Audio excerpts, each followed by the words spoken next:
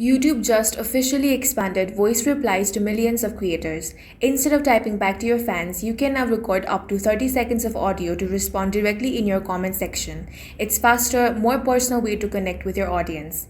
This feature is available on the YouTube main app and the YouTube Studio mobile app for both Android and iOS. While viewers can see and hear your voice notes on desktop, you currently need to be on your phone to record and post them. First, you want to open the YouTube app, then head over to the video's comments. Now tap reply under any comment. Tap the sound wave icon next to the text bar. Hold the button to record your audio. Tap stop when you're done, then hit post. If you're using the YouTube Studio app, head over to the community section, find the comment and tap the reply icon. Here you want to follow the same steps. Tap the sound wave waveform icon on the right, record your message, preview it and hit send. Once posted, your reply appears as an audio player. YouTube also provides an automatic transcript so viewers who are in quiet place can still read exactly what you said. That's all for this video. If you found it useful, make sure to hit the like button and subscribe for more videos like this.